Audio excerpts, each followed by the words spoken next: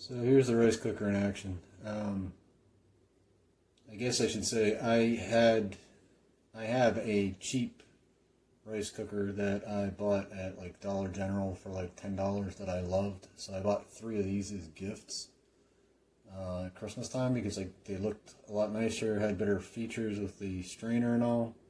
But this thing just does not work.